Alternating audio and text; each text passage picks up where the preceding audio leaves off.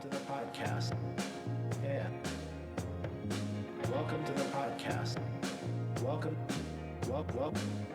to the podcast. Yeah. Welcome to the podcast. Welcome. Yeah, Patrick. I love Patrick Warburton. He's got that nice voice. Mike, do you think I have a nice voice? Oh yeah.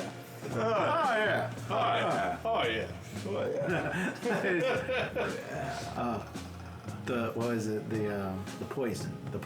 to kill Cusco. The poison designed specifically to kill Cusco. Oh yeah. Cusco's The poison for Cusco. The poison specifically designed to kill Cusco. Cusco's poison.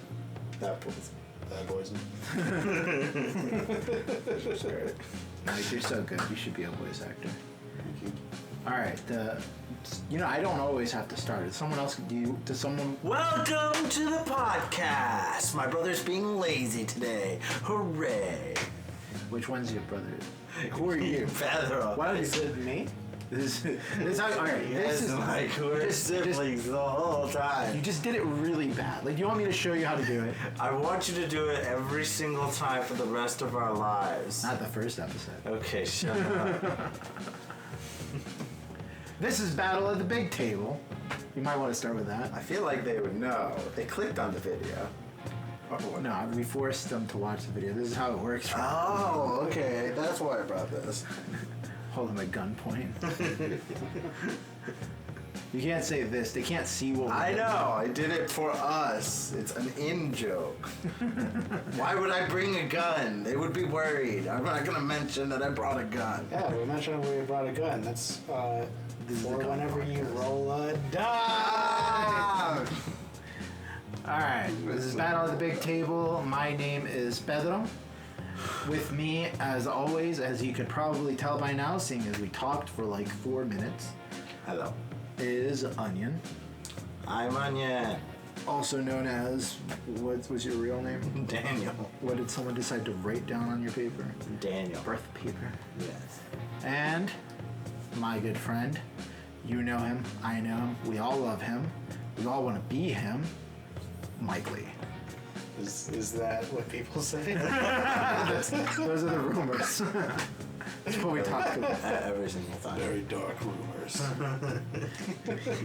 In today's episode, last time we talked about our first board game experiences, but Mike and Onion took so long that I didn't get to say anything. I would blame Mike, but it is definitely Pedro's fault. Speak.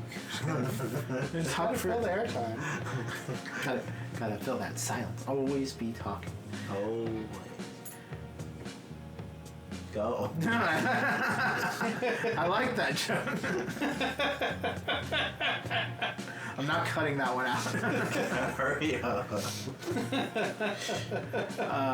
Oh, you're waiting for your turn at the slide. You always get that one person who's scared of slides. Go! Then they like hold onto the sides as they're going down. Going to follow you and kick you in the head. Go! I'm going, don't push me! Don't push me. Alright, so my first board game experience. Anyone who heard the last episode knows I was really fond of chess. I was taught chess by my grandfather. But I didn't really think about board games all that much. Like, they were a part of my life. I played Life. They were part of my life, and I played Life with my family. We grew up, we played, like, Sequence, and I played, like, Apples to Apples with friends. You hated Sequence. What is Sequence? I don't remember it. I don't know what you do in it, but we had it. I'm pretty sure. Supposedly there's some events. A sequence of events. I got no joke for this. Several events in an order. This is dumb. If I were faster, I would have caught that one fast. But, I'm not good at that. If only I could sequence. What's a sequence jacket? Like, I wanted to make a joke on that, but I don't know what a sequence jacket is. A sequin jacket? Oh, is that a sequin jacket? I've always thought it was a sequence jacket. I suppose it's a jacket with sequins in it. So it's called a sequin jacket. I've been wrong my entire life. I feel like I gotta look that up. I don't know. I'm pretty sure there's a sequence jacket, though Actually, I don't know. I always thought the glittery ones where it's all like, different sequence. layers. As long as the jacket has a set of events in it, shouldn't it be a sequence jacket? So it's a jacket filled with cards over and over again in a sequence. Because that's what that board looks like. It's just a bunch of cards that you could own, put on the board. Oh, the sequence board? I don't remember it, honestly. I do. It's a board scary. with a bunch of bling on it. Aren't we great at talking Shut about up. board games where I don't remember how the board game works at all? I don't remember how that works. I don't care, and I never look for it. My parents bought the game as like a gift to give to people. And then we kept it because no one wanted it. No. They bought themselves one. We played it. They thought it was so fun that they bought it and gave it to a bunch of other people. Oh. Yeah. They bought more. They bought more. Must- Continuously bought the game. I'm not gonna sit here and talk about sequence for the next 4 hours. I don't know that game. But I never really thought about board games or like their versatility until, well, honestly, playing with you, Mike. Like we started playing. I never considered DND like a game, but in high school we tried it a few times, which we'll get to next. Mm-hmm. I'll hold off on talking about that. But D&D being Dungeons and Dragons for the layman people who've never Went outside. socialized with people. If you've never watched TV, If you've never socialized with anyone, you probably play D&D. well, yeah, I don't know. I guess it could work either way. Huh? There's no hard and fast rules. You can't play D&D by yourself, though. It's a really boring game when you play it by yourself. It's called being George R. Martin. Historical D&D. Oh my god. All right, so It's sadistic. yeah, well, I played like a lot of games growing up. I never they were just things. They weren't like something like a hobby. It was just let's play a board game. I loved playing Clue with my family. That was one of the big influences. It was awesome. Yeah, but we would go on family vacations to places, and in the hotel room, whenever there was like a lull time, we'd sit out and play Clue. And I'd always try to worm information out of people, out of your family. It was super annoying because we'd always be sitting there, and then he's like, I already know what happened, and we're like, but the game just started 2 minutes ago, and he's like, no, don't worry about it, I already know what happened. And then for the entire game, he's like wiggling towards us, going, hey, what about this? Is this? You got this? I know you have that. I tricked you. And I'm like, you just kept asking over and over again. I didn't say anything. And he's like, and that's all I need. And it's just like, Clever girl. Clever girl.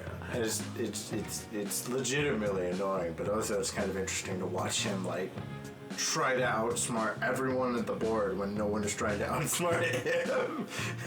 So it's just like 4 people trying to figure it out themselves, and then him going, all of you have failed. You understand that in order to play the game, you have to find out Yeah, I know. what the other people know. Yeah, but Maybe you guys were just doing it wrong. probably. I do like hearing me from Onion's point of view, because it's always like a dumb Jack version of me that's being an asshole. All I did was ask questions and get really excited whenever I figured things out based on what people would say. But Onion's like, oh, you'd be wriggling around. You always sound more sinister. Yeah, definitely. Maybe, did I hurt you as a child? Many times. What have I done, dude? You know what you did. Now everything I do has got this sinister feel to it. Ooh, how shall I do it? And how shall I destroy you today? That's what it feels like sometimes. It's just like, I am plotting your death. death. It's like, okay, you're gonna do something fun with it? Nope. You're not gonna know what happens. It is typically what happens when you die. You don't usually know what's going on. Mm-hmm. Well, yeah, so Clue was a big influence, and I really like that. But like when we started getting into like these newer board games, the Arkham Horror games, the Haunted House on the Hill, the Betrayal at the House on the Hill. Yeah. Betrayal at the House on the Hill. Yes. Yeah, Fantastic game. We started getting to know more people that were into these weird board games. Boy, did we have a fun story about this strange game about mafia bosses and diamonds that we played once. Oh my god. Which we'll get to at some point, just not today. Keep listening to the podcast. Like, comment, and subscribe. If that's a... We're plugging it in here. Yeah. And we're going to plug it at the end, too. You can't stop us. What platform are we on? I have All no of idea. All of them. YouTube, Spotify, Deezer. I don't know what a Deezer is, but we're on there, guys. Hopefully it's nothing bad. These are nuts. This episode is going to get rejected from Deezer. They're not going to like it. I don't think they pay attention to what we're doing. Oh god. No one's really paying attention to what we're doing. No. It's okay, because one day they might, and that'll be great. Well, will it be? These are nuts. Okay, never mind. It'll be terrible, and I'll hate everybody. It's gonna be great. It's a good idea. So, yeah, the more like new and elegant ways that they're doing board games, games like Mysterium, what was it, Mountains of Madness? Yeah. You know, they've just really elevated like games. I think really the things that I got into before I got into like real board games or those types of games was card games. You know, when I was a kid, we collected Pokemon cards, Yu-Gi-Oh cards, and that ran into Magic: The Gathering. Mm-hmm. And I was really big into those, and still am, because I'm a huge nerd. And Represent. the other thing was Dungeons and Dragons, or D&D as the more experienced people might call it. But that's kind of where I got started, is you know, obviously the basic board games that we don't really think about now, and card games really led into these More complicated. Yeah. More interesting games like... the harder drugs. It's all a gateway. Now I understand what that means. The Christians were right all along. Except about D&D. They're very wrong about that. Really? I don't know. I've sacrificed a few people to Satan ever since I started D&D. Have you not? No. Well, that's why you're not good at it. No, I'm pretty good at it. I just Your have... rolls are terrible. Yeah, I am very unlucky. Yes. Sacrifice a goat to gain advantage. Yeah. Okay, so the funny part is you can totally do that in the game, in the context of the game. Well, if you ever sacrificed a lamb and drink its blood before you start playing, that's when you actually get the crits. No, that is. You gotta also roll out the ones. That's important too. Yeah, that I'm okay with. That superstition I could get behind. Stupid. Well, now that we've talked about my board game experience, and we were already kind of going into D&D, how about we start talking about our first D&D experiences? Who would like to go first? What? What is D&D? Oh my! It Stop asking It questions. stands for Dungeons and Dragons. Dungeons and or Dragons. Actually, it mostly is Dungeons and or Dragons. Yeah, because I don't think I ever really played a campaign where I've had both. That is a good ass point. I've never even fought a dragon yet. Horde of the Dragon Queen. I haven't played it. Now I feel bad. Yeah. Now I feel like I haven't played Dungeons and Dragons yet. All I've been playing is Dungeons. Dungeons. Only dungeons. Dungeons and Cities. That's what I've been playing. Well, I think the biggest reason for that is that you normally, you just play low level 1 through 5 stuff. Yeah. You don't really get to play like level 20 or level campaigns. 15. And to be fair, the way level 20 is designed is not fun. Yeah. Very few people have a lot of fun playing level 20 versus anything that's level 20. And the problem is that you gain so many abilities over the entire career of a character's development, but by the time you're level 20, there's so much stuff that you can do. It's kind of It's pointless. Yeah, it's like one action kills an entire group, but every single you have like 16 actions. No, you guys should just play wizards. I mean, once you get Fireball, that's the rest of the game, boys. Fireball, Fireball, It's Fireball. fireball until you get wish. Then you cast Greater Fireball. With your wish? Yes, That's the yes. only thing you cast. How could a DM make a greater wish for a greater fireball, or a wish for a greater fireball turned back around on you? That's the issue with wish, is that clever DMs can use whatever you wish for. There'll be a consequence. They're like the bad genies. You gotta be careful with DMs. Yeah. It depends. The context. Because different DMs can be different things. Some DMs are more storytelling, some like mystery and intrigue, some just like making stuff for people, like worlds or dungeons. Sociopaths were sadistic, need to destroy you. Oh yeah, there's those ones too. I'm definitely not that one. Are you sure, Mike? We've all been in the same room. Nah, I'm joking. Mike's not. Mike is probably the best DM out of all of us. I would have to agree. You're pretty good. You're pretty damn good. I always enjoy every game with you. I have a lot of fun DMing, but I also get really distracted with things that I don't understand. Like, I have a big problem with dungeons. I'm not very good at spatial reasoning, and so when I write them out on maps, I can kind of get a decent one going. But I have a problem with building them because I don't. I'm like, does this make sense? And then I'm like drawing the map, and the map looks terrible, and I'm like. So I've been looking for somebody to help me draw maps, but everyone I know that can do that, I want to play with. So it's like, here, help me draw this map. And they're like, cool, I now know everything you're gonna do. And I'm like, okay, well, maybe I shouldn't play with you. But I don't want to lock anyone out like that. I'm probably gonna end up forcing my friend Robert to do it, because he's really good at stuff. He's Do you want to fucking mention someone's name? Okay. Well, I don't know how many people are gonna know. Robert's a very generic name. Well, I don't know. It's not a matter of like, because obviously there's not a lot of people listening or anything, but like, there is just for people's privacy. Some people don't like just being called out or anything. Though the good thing is we didn't mention any last names or anything. Yeah. Which is fine, but I don't know. I don't know. You can also censor, like, Yeah, someone drops a name. Yeah, someone can edit it later. I wonder who's gonna have to do that. Go, Pedro, go. Go, Pedro, go.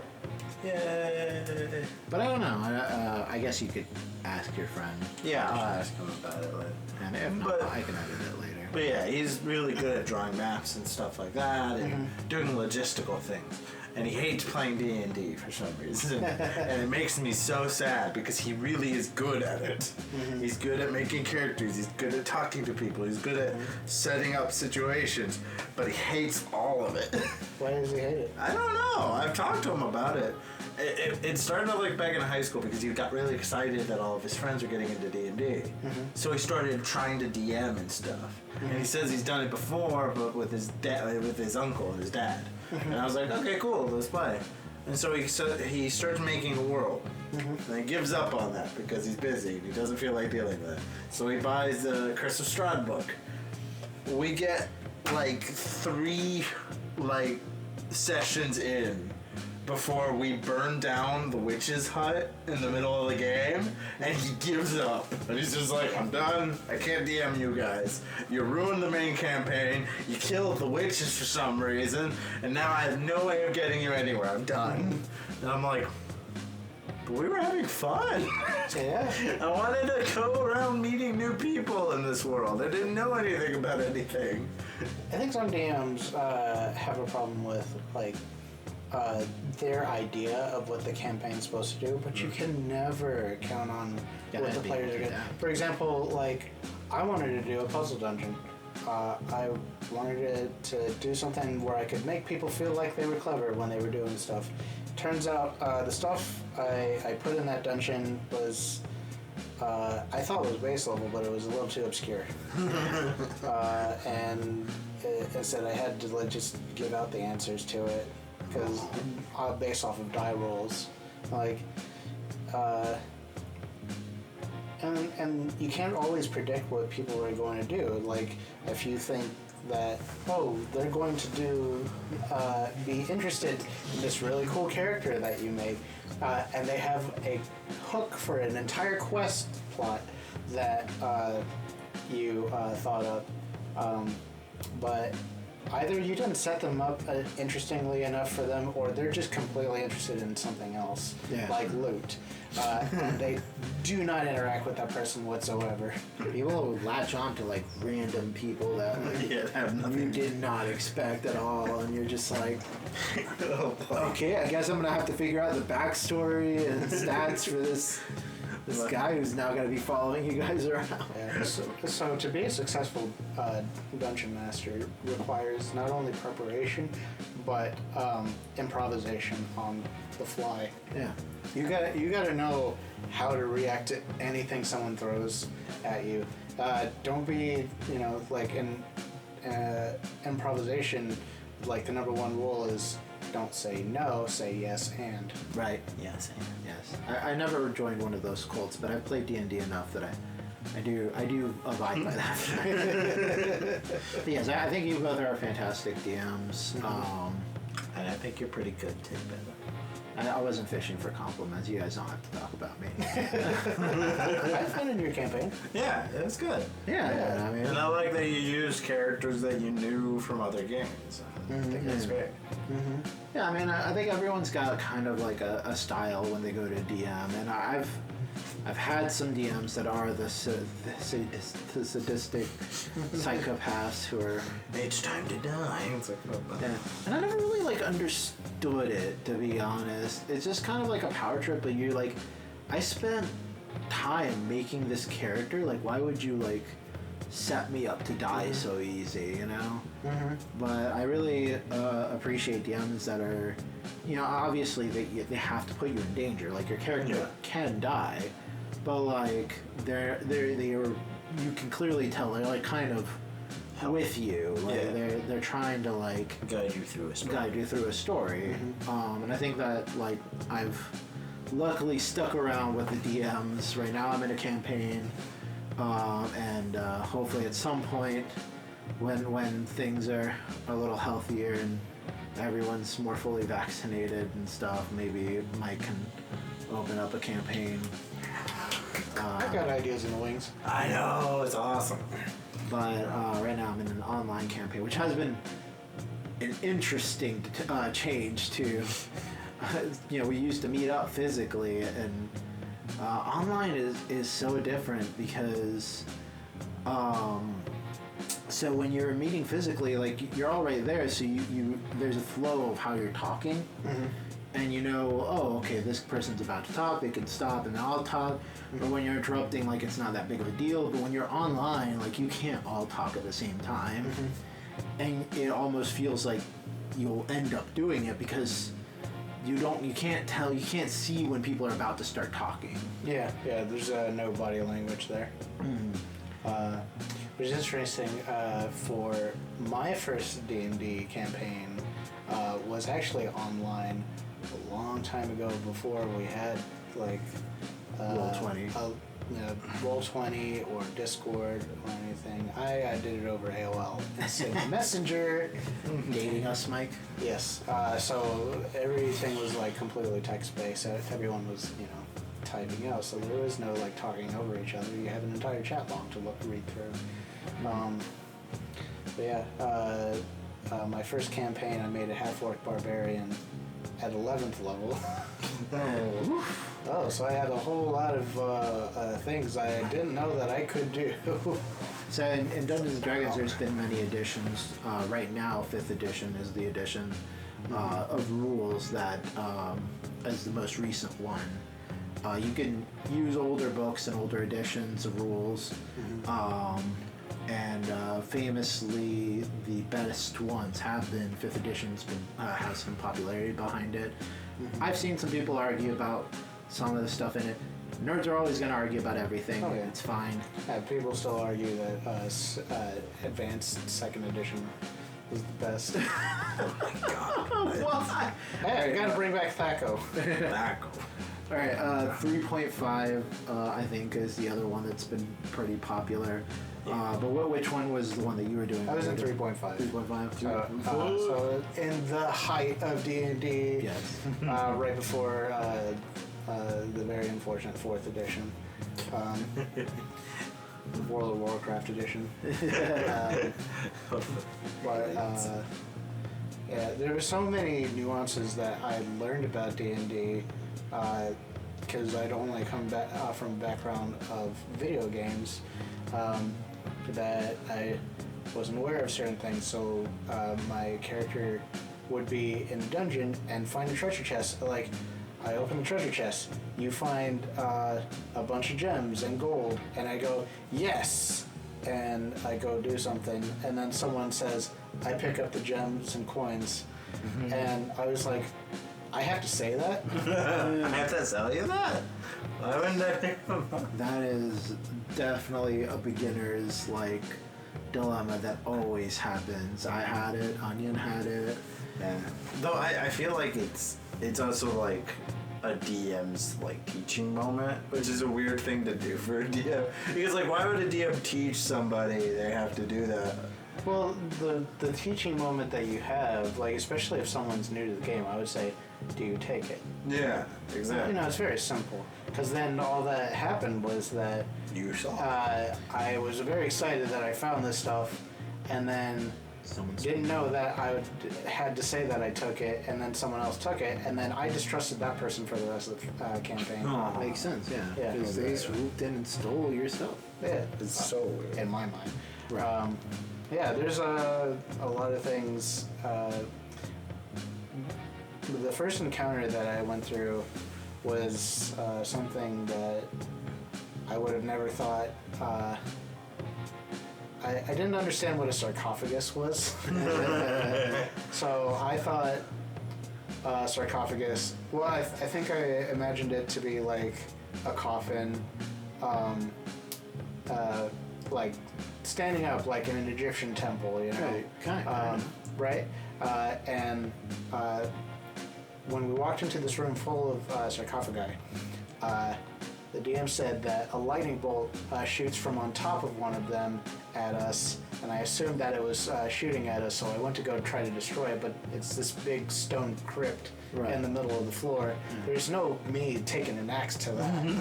Yeah. What actually was happening was that there was a bunch of these, and standing on top of them were a bunch of invisible vampires casting spells at us. Like, how was I supposed to understand, or, I mean, even if you're the DM, how do you convey that? I think, alright, so one thing I think is really interesting that is in video games, it's so easy to forgive a video game for doing that to you. Because you die and then you just start back at the beginning of that level and you walk in and you have multiple attempts to try to figure this out. But I think the thing that like people have to deal with when going to D&D and then starting is that you don't, like, you hopefully don't die, and even if you do, the game doesn't start over. Yeah. You have to make another character. The players move on. Like, but everything you just did, it just is what happened. Unless you're with a few characters and the whole party dies and you start the campaign back over, like you just have to live with the consequences of whatever just happened. But also in a video game, you can just like smash buttons and flail around and like kind of accomplish stuff, but you gotta be very deliberate in D&D. And like imagine like being dropped into a video game where it's a little more complex than just press X and square. Right. But it, you have to press the P key to bring up this menu to do stuff.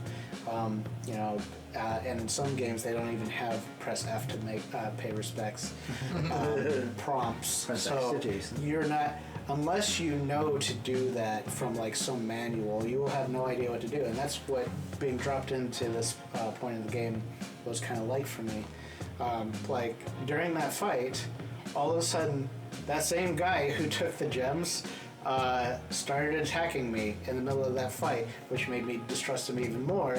Right. But it turns out that one of the invisible vampires cast a charm spell on them, and I don't know what that is. Yeah. He's been charmed. Right. And that's the other thing that I think is interesting when you're starting D&D, is so many parties, new players devolve into kind of this, and the phrase has been thrown around a lot, murder hobo. Yeah, murder hobo. Like, essentially they just have this sort of video game mentality of like, NPCs don't matter, no one except me matters, I can attack, steal, and be rude and disgusting to whoever I want because I'm the player. But like the thing about D&D is that you're playing with multiple people. And I think like at first it's hard for you to gauge the fact that it's like you aren't the main character, you're not the player, you're all the players. And you have to work together as like a unit, and I think that gets, especially when it comes to like resource division, if you play with anyone who plays a rogue or like a thief, they're always trying to steal stuff from you, but like that harms the party overall. And so that like it's interesting who you play with because and what they decide to do, because it can be very detrimental. I've been in a lot of parties where you have that one person who's just like going kind of nuts and doing stuff, and it makes it hard to like move forward because you're just like, I don't know how to deal. Yeah, it's one thing that I've learned from DMing friends is that like friends can be really interested in D&D. So I'll like, I'll DM you guys. It'll be fun. And then because I prepared enough for like people who are used to playing D&D, but I didn't think about what the new players are going to do, because I'm like, well, the point is that I will adapt to whatever they do. And then they, instead of going to the places that I told them they could go, they go to the store, and I'm like, okay, they're going to the store, and then they try to kill everybody in the store and rob the store, and I'm like, what are you doing? Like, well, we wanted to get weapons. And I'm like, you had money, you could just buy the weapons. You don't need to rob anybody. Is that what you do when you go to Walmart? I want the pool floaty. Sorry, cashier. So like they start trying to kill everybody, and so I'm like, okay, well, what's the natural progression? Guards. What's the natural progression? Guards, because they keep fighting. And then, in the end, I have to pull them out of the situation because I don't want to kill them. Yeah, know what you do instead is that they somehow miraculously make it out of that, but now someone's hired bounty hunter to go after them. Oh, that would have been good. What I ended up making them do is that I made a pirate crew save them and drag them out to sea. So like they kidnapped them and just left. That's pretty good. I like that. It's not bad, yeah. As a DM, there's sort of like this need to like, well, when you're doing it right, when you're not a sadistic monster, there's this need to like nurture good behavior and punish bad behavior.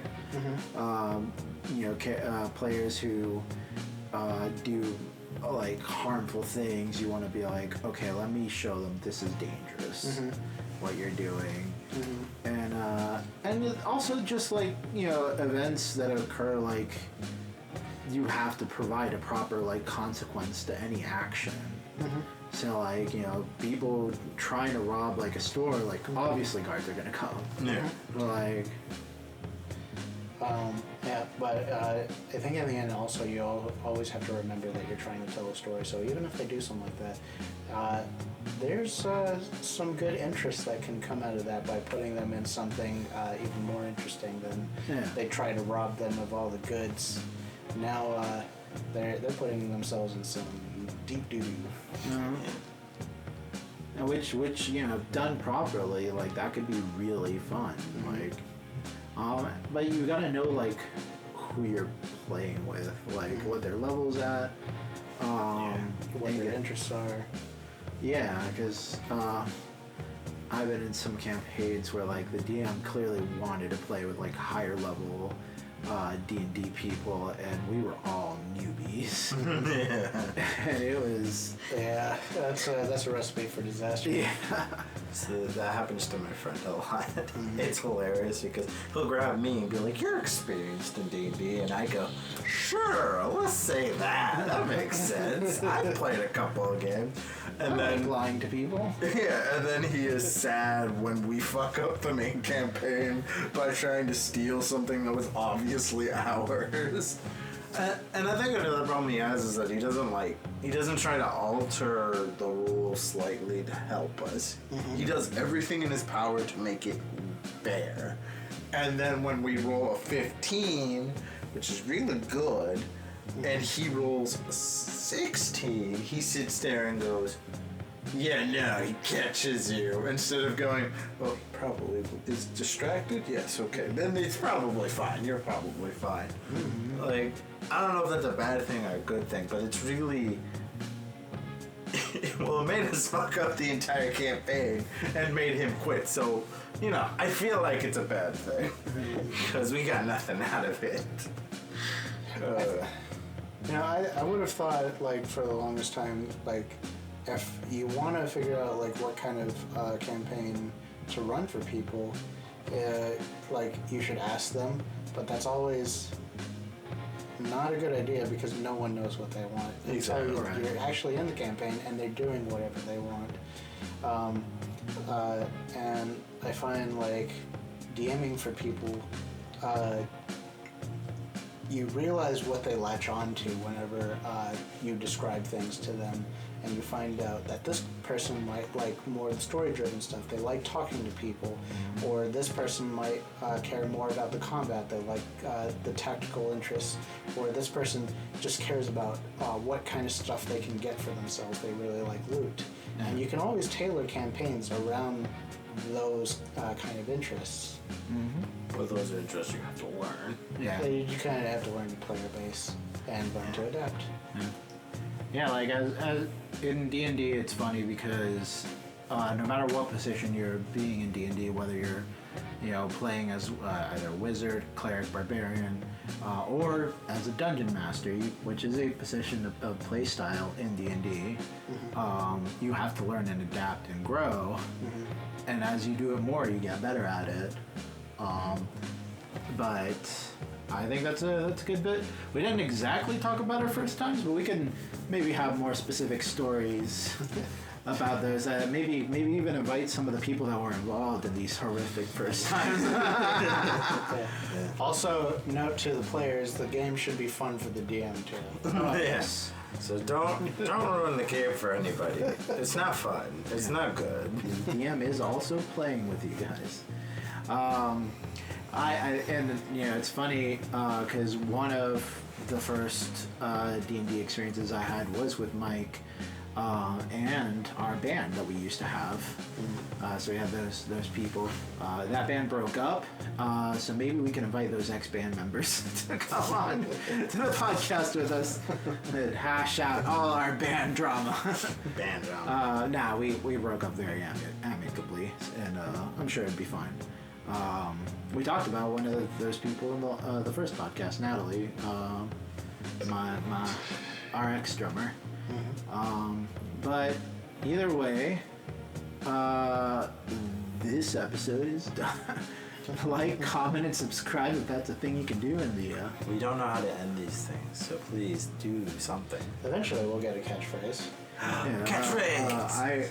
I speak on the podcast, so you don't have to. No, not saying that. That's the way the podcast crumbles. And if you want to learn more about board games, please listen on. Listen on.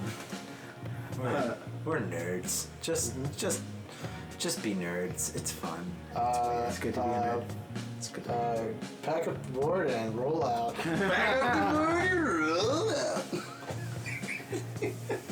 What are you, an Autobot? If you want to give us an ending catchphrase, go ahead and comment below.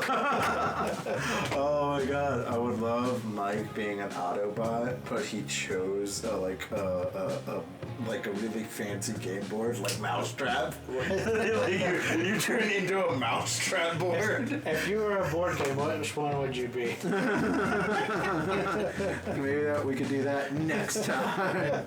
See, I feel bad for making it Mousetrap, even though that's the most mechanical one, because that's the one no one plays. Everyone just uses, you know? Everyone just... Well, the game Mousetrap itself, I don't think is all that good, but like, it's fun to make a Rube Goldberg machine. Exactly. Like, yeah. If you were a board game, Pedro would be chess. Onion would be trouble. And I would be sorry.